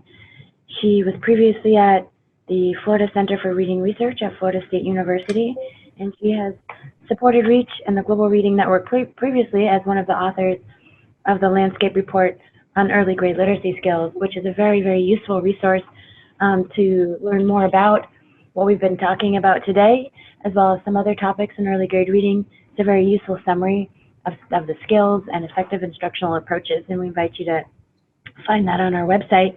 A direct link to it will also be provided at the end of this presentation and in the references and resources that you will receive after the webinar. So if Dr. Kim is ready to go, we will move on to her presentation. All right. Good morning, everyone. My name is Young-Suk Grace Kim. I usually go by Young, and I'm at the University of California, Irvine. And today, first of all, I'm very, very happy to meet you all. And I'm going to talk about two things integrated together, structured pedagogy and formative assessment. And the content of these topics is based on our recent white papers that were developed in collaboration with Marsha Davison through REACH. I also want to note that for the white paper on formative assessment, Mark and Hethel also were contributing authors. Drawing from a large body of empirical studies in cognitive, developmental, and education science, we're going to talk about the following evidence-based pedagogical principles or features of structured pedagogy. The first one is explicit and systematic instruction. I understand that Adrian actually has touched up on a few of these. The second one is maximizing instructional time. The fourth one is scaffolding. Fifth one is assessment-informed instructional decisions. And the last one is a social-emotional engagement for learning. So I'm going to spend time talking about each of these points, and then we're going to clarify some misconceptions about structured pedagogy. So Adrian has spent some time on a few of these. There's some overlap, then I'm not going to spend too much time on the I'm not going to repeat the same thing. And I may move on a few points somewhat quickly. So this structured, direct, and clearly expressed methodology of teaching of target skills. And systematic, as we know, right, is it refers to orderly and planned step-by-step sequence of instruction, right? So that includes, systematic schedule and scope and sequence, also a systematic set of activities and materials. And explicit and systematic instruction applies to both curriculum and instructional units within a curriculum. So when it comes to curriculum, I guess this figure illustrates curriculum. in reading in multiple elements that Adrian has gone over already, right? Such as phonological awareness, phonics, reading fluency, vocabulary, and comprehension. Comprehension including both listening comprehension and reading comprehension. Explicit and systematic approach in initial reading curriculum, for example, focuses on emergent literacy skills such as phonological awareness and letter knowledge. And this is followed by phonics, which progresses from using short, simple words to longer multi-syllabic words, and from simple patterns to complex patterns, right? So this is a systematic, right? When it comes to instructional sequence within, also explicit and systematic, right? So for example, when teaching phonological awareness, one would proceed from larger phonological unit, say like, syllables, to a smaller unit, phoneme, and from easier tasks such as, recognizing sound, right? That's easier than more challenging tasks such as manipulating, deleting sounds, or substituting sounds, right? So explicit and systematic instruction applies to both curriculum and each individual lesson and units. So learning requires time, right? And actually, Adrian touched upon this. There are different aspects of time that should be distinguished. Allocated time, that's the actual amount of time allocated for literacy. The actual instructional time, that's the amount of time actually spent on instruction. And actual engagement time, that is the time that students are engaged in learning. So as we know, allocated time is absolutely necessary, right? It has to be secured. But this is typically determined by government, and typically teachers don't have a lot of control over it. What teachers have control over is actual instructional time, which should be maximized for effective instruction. Studies have shown that there's a large variation across classrooms in how teachers spend and manage their time in the classroom. So some classrooms waste a lot of instructional time on non-academic tasks, such as explaining things, explaining and finding where things are, or where to place things, right, when things are completed. And sometimes, transition times between activities. Some teachers actually were more organized in their classroom procedures and spend greater time on establishing classroom routines early in the year. And students in those classrooms where teachers are more organized actually learned more during the year, and they had higher achievement in reading skills at the end of the year compared to students who were in the classroom where instruction was less organized and routines were not established early in the year. So the third feature, the next feature is of structured pedagogy is evidence-based instructional routines that include reviewing previous learning, presenting new material, providing models, providing opportunities, providing corrective feedback, and conducting regular reviews. First, review of previous learning. We as human beings learn better when new materials are connected to what we already know about the subject. So review can include additional practice on facts and skills from previous learning sessions and going over homework together or correcting errors together. When presenting new materials, it is important to carefully consider the amount of information presented to students. Learning new material or new information involves memory capacity, such as working memory. And the memory capacity is, working memory specifically, can handle only a small amount of information at one time. So if we provide too much information at once, it will overload the processing capacity and overwhelm students.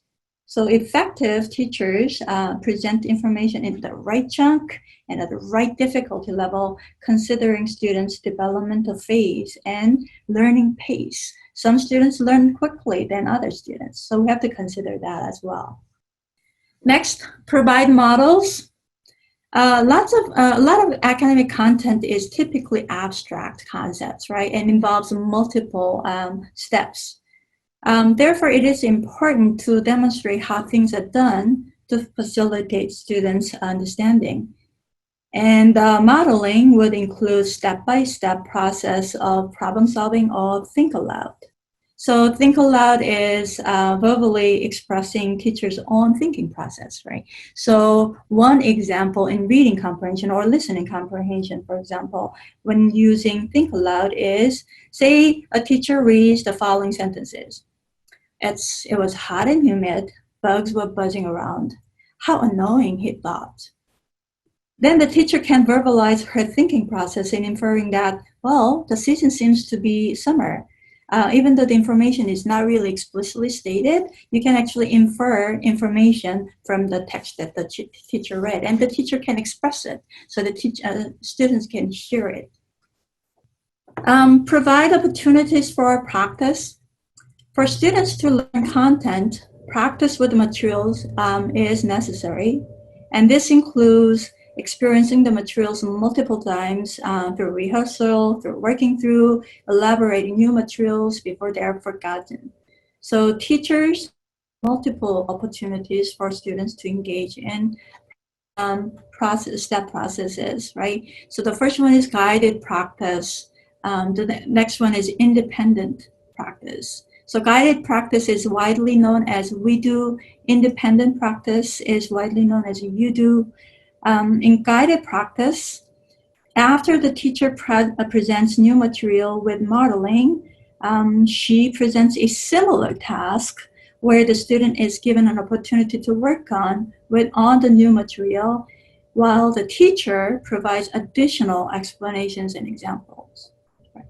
Independent practice is where the teacher reduces the support and let the student work independently through the problem using the processes and strategies learned through the previous processes, teacher modeling and guided practice.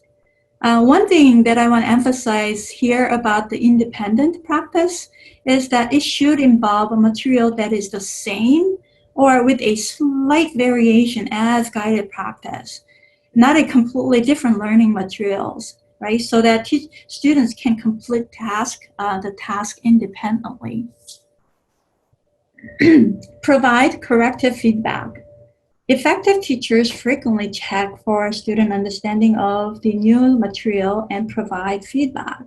And checking can be done in various ways and include asking questions, asking for elaboration, or summarizing new content. Feedback that improves students' learning provides cues specific to learning goals. And praise for task performance itself studies have found that it doesn't really improve learning. It has to be specific on the task performance in the process itself. And finally, for the instructional routines, conduct regular reviews. Providing opportunities for practice on a regular basis helps reduce forgetting and facilitates learning, right? So for example, we can employ unit review or weekly review or monthly review, and this will facilitate students learning by providing review and the rehearsal and opportunities for integrating new materials. And the fourth principle is scaffolding. So scaffolding, in instruction, when we talk about scaffolding in instruction, it refers to providing support, structure, and guidance during instruction. And just like a physical scaffolding structure used in construction, scaffolding provides support to complete a task that could not be done otherwise.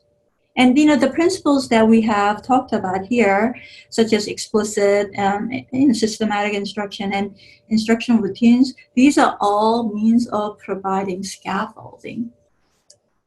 So, this is again, Adrian has actually gone over this. So again, this is kind of, graphic representation of scaffolding, the idea of scaffolding, right? Through teacher modeling, guided practice, independent practice, and review. As you can see, initially, the teacher is providing a lot of hand-holding. You can see on the left side, right? And later on, the student is actually working independently, and therefore, amount of teacher support is reduced gradually over time. And scaffolding is particularly important for complex tasks, that tasks that involve multiple steps. It is also very important, particularly important for students with the learning difficulties, right? So students who have difficulty with, controlling their attention or self-regulation, or, students who are just in general struggling. They just need a much more explicit scaffolding strategies. The fifth principle is assessment-informed instruction. If you step in the classroom and spend about 10 minutes, you'll immediately recognize that there are large differences among children in their learning needs. Some children may already be proficient in the target skill, whereas other students have little knowledge, right, on the target skill.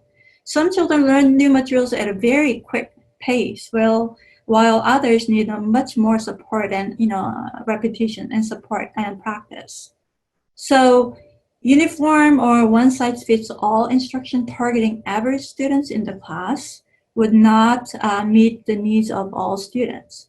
So to meet the varying learning needs of students and to teach children at the right level, the very first step of effective instruction is gathering information about student skills in the target area. That is assessment. So assessment that is designed to inform instructional decisions are called formative assessments, right? There are many different types of assessments, but the assessment that is relevant for instruction to make instructional decisions are called formative assessments, and that is gathering information about students' performance for the purpose of improving teaching or learning. So it is assessment for learning, not of learning. There are 4 types of complementary formative assessment: screening, progress monitoring, benchmark, and master learning. Screening assessment is to develop an initial big picture about the student's level on key skills. So for example, alphabet knowledge or phonological awareness. And we do this to identify students who may need further detailed follow-up assessments called diagnostic assessments, right? So screening assessment typically includes a brief assessment of key skills at the beginning of school year for all students. Progress monitoring assessment is conducted to closely keep track of progress in key skills for students who have not goals, to see whether students are catching up or falling behind, or whether they'll need more support. So progress monitoring data are gathered at a relatively frequent intervals, like it could be weekly, bi-weekly, or every 4 weeks, depending on the target skills. Benchmark assessment is, think about the word benchmark, right? So it's to gauge students' performance, whether students' performance meets the expected target level, which is benchmark, at a certain critical agreed upon time period. So a benchmark, could be, for example, how many alphabet letters should students know by the middle of year 1 to ensure their successful reading development, or how much of phonological awareness should students achieve by the first 3 months, right? Benchmark should not be mistaken as the end of year goal only.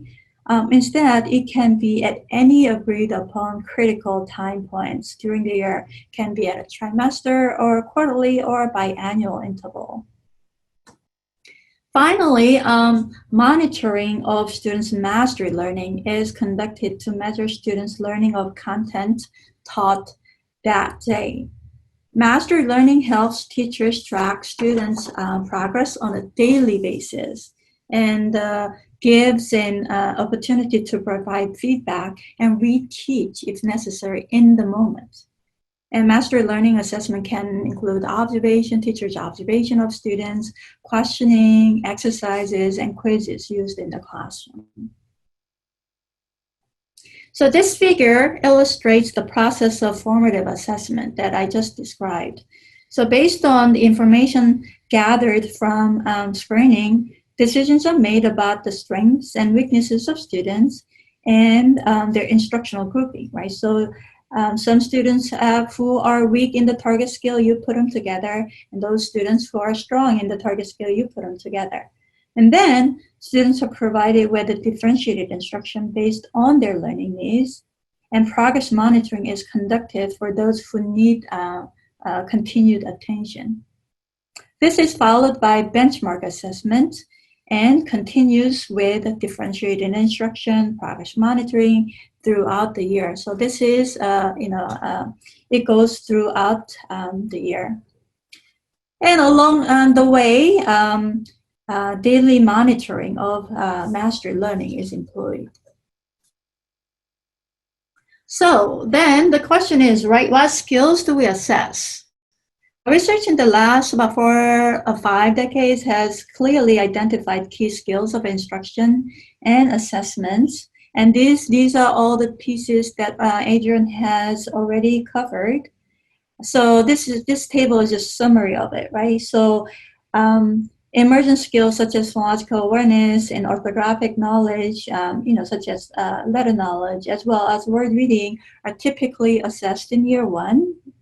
And other higher order skills, such as text reading fluency, reading comprehension, are assessed somewhat later.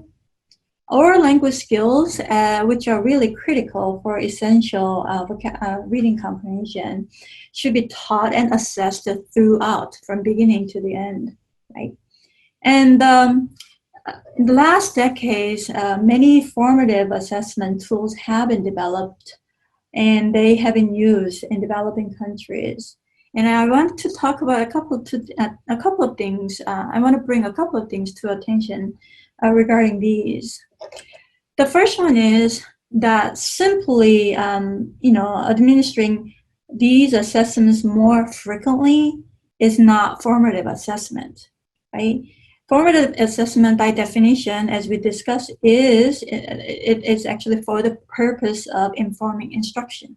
So not just administering these assessments more frequently, but you have to use these assessment data to inform your instruction or making instructional decisions. And this link actually shows lots of assessment videos, as well as effective instruction.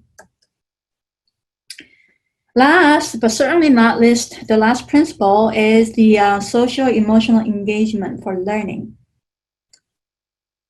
The best learning occurs when students are socially and emotionally engaged in learning in the context of supportive relationships. No matter how explicit and systematic instruction is, learning does not occur if the student is not cognitively and emotionally engaged. Studies have shown that learning is not purely cognitive, and emotions influence cognitive processes such as attention and memory. Therefore, emotions, social-emotional engagement actually matters for learning. So learning is enhanced in child-friendly classrooms. And what does a child-friendly classroom look like? It has warm and responsive interactions between teachers and children. And the teacher is aware of the child's needs, moods, and interests, and aware the abilities. And the teacher uses this awareness to guide his or her instruction with the child. And child-friendly classrooms are inclusive of all children, and it cultivates a strong sense of community. Okay, so now I'm going to, I want to talk about some misconceptions. So the 6 pedagogical principles that I just presented are based on decades of accumulated research. But there have been some misconceptions about these principles. The first one is, let me actually do this. So the first one is that structured pedagogy, including explicit instruction, is that it's a student-centered instruction. It is also very well aligned with teacher professionalism. Explicit instruction sometimes have been conflated with the teacher-centered instruction, right? So teacher-centered instruction is where the teacher is the center of knowledge. It is in charge. The teacher is in charge of learning. But again, if you go back to the goal of explicit and systematic instruction is to help facilitate student learning. And in fact, all the principles that I presented are all based on actually the student learning processes, right? The literature or scientific evidence about how people learn. So therefore, this explicit and systematic instruction principle is really squarely student-centered, not teacher-centered. And it empowers teacher professionalism, right? It does not threaten teacher professionalism. In addition, well, this has been actually brought up already in when Adrian was talking, because this has been a topic for a while. So structured pedagogy that we discussed is an overarching instructional framework that includes multiple principles that we just discussed, right? So implementing structured pedagogy requires teachers' deep understanding of the content, so how reading skills develop, and pedagogical principles, right, that we just discussed. So teacher knowledge is, of course, the teacher is the agent of teaching, right? So teacher knowledge is critical. But sometimes, teachers may lack depending on the context. So scripted lesson is just one tool or one way of supporting teachers to implement structured pedagogy, because teachers also need explicit guidance and scaffolding and about how to provide structured pedagogy, effective instruction. So again, structured pedagogy is not the same as scripted lesson or model lesson, nor can scripted lesson can replace teacher training, right? Again, it's a one way or one tool to support teachers. So the last misconception that I want to talk about is practice. Sometimes practice has been confused with the drill because they both involve repetitive practice on a target skill. But there's a critical difference between these two, and they should not be used interchangeably. So practice is a broad term referring to carefully prepared opportunities for rehearsing or reviewing or retrieving newly learned material, right, to support learning. Drill, on the other hand, is mindless, repetitive repetition of task that is dull, also disengaging, right? So having children just simply mindlessly copy words off of the blackboard. That is an example of drill. Sometimes practice has been actually argued to interfere with creativity or higher order thinking skills. But research from cognitive science has shown that's not the case. It's actually the opposite. Practice is necessary for building higher order thinking skills, right? Such as reading comprehension, language comprehension, all these are higher order thinking skills. And practice actually helps, is actually needed to build these higher order skills. So in this session, I briefly went over the 6 features of structured pedagogy based on a review of a large body of evidence.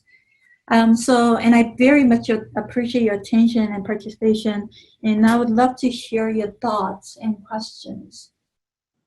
As people take a few minutes to write in any questions, comments, or or experiences from their programs, I just wanted to share an observation with Dr. Kim from one of our participants, that she appreciated the differentiation of feedback versus praise. Some of you may have experienced as well, particularly for early grade teachers in contexts where teaching is socially perceived to be a very maternal-like task. And therefore teachers, women especially, are not expected to provide feedback, but to praise. Perhaps you might comment on how we work with teachers to understand the difference between the two. Right. So feedback is on very specific task or the process, specific process on the task, right? So praise is, just say, oh, this is good, right? So if it is actually feedback, you would actually want to point out the child was reading. So for example, the word cat, the child, kind of read the first part, cat, but, kind of could not get the final sound, right? Could not decode the tooth part.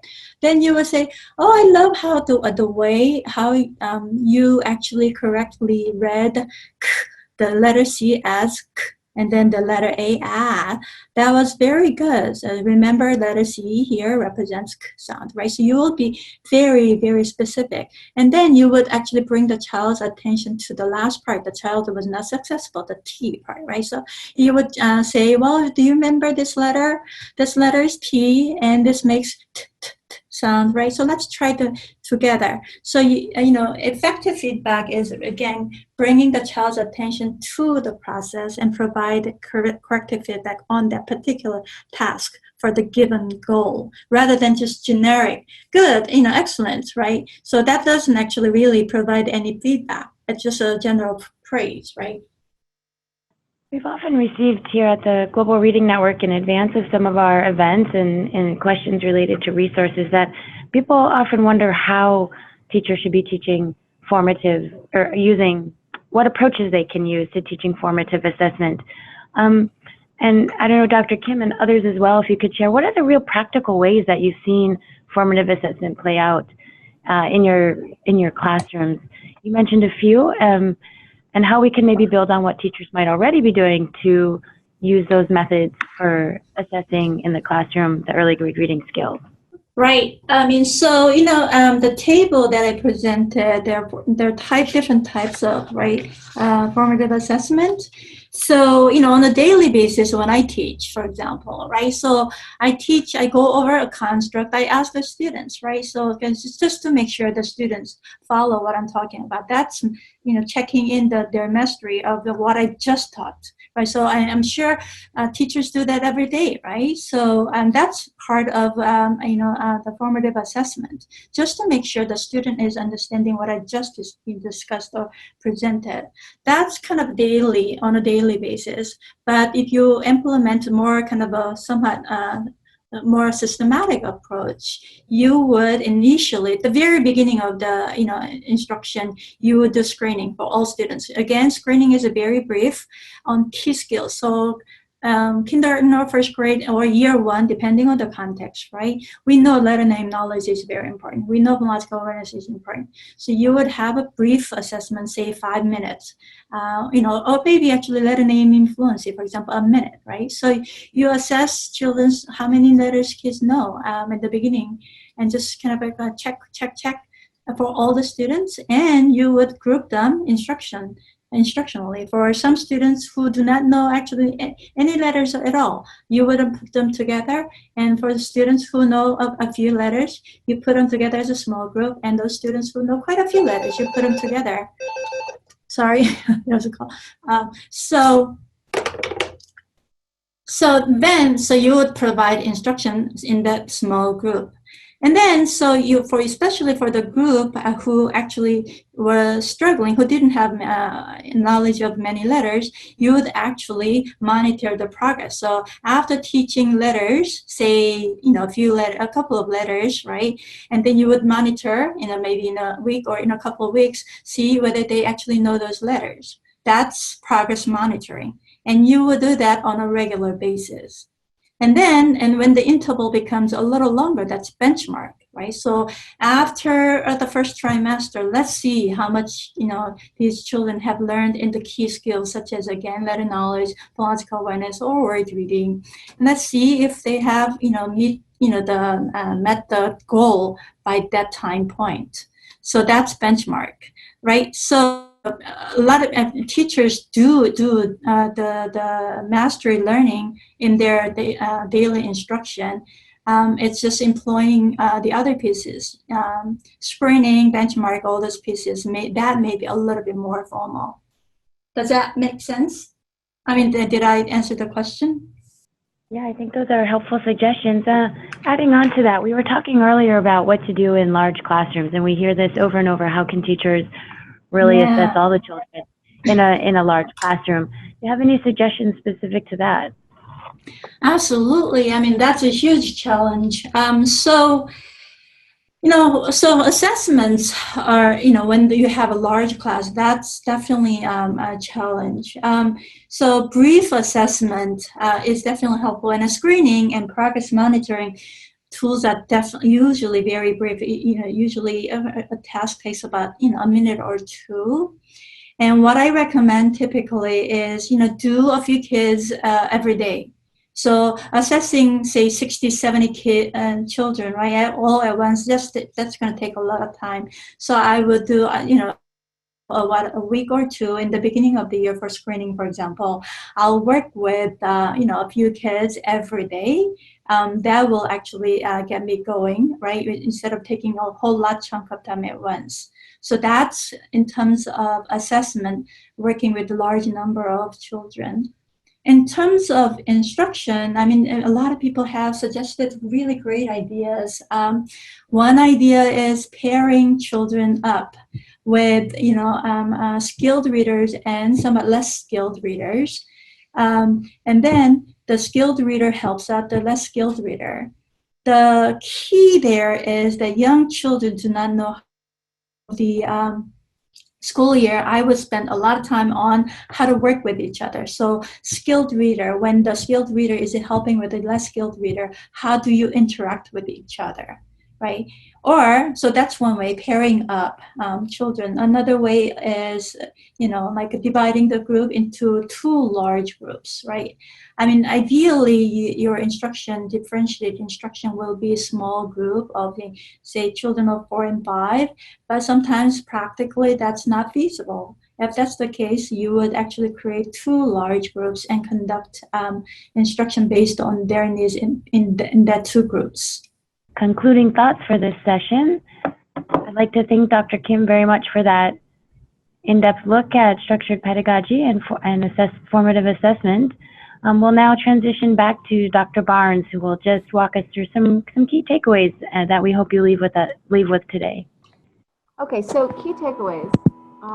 So what we really need to address, right, or what we really need to think about when we're thinking about early grade reading skills that children need to learn and how do we instruct them? Well, there's a large body of evidence, as Dr. Kim mentioned, that provides guidance on effective instructional strategies for teaching early grade reading skills.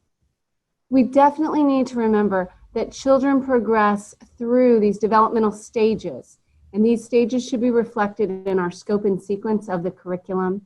And we have to remember at what stage children are in when we're expecting them to complete activities, and reflect on, are they developmentally ready to engage in those types of activities? Classroom-based assessment is an essential component of instruction. When teachers understand how to use formative assessment, then they can use that data to improve their instruction, to improve what they're giving the children, and they can also use that information to help guide and figure out how to change their instruction, what children need more support, how they can maybe better group their students or group in different ways, like Dr. Kim was talking about.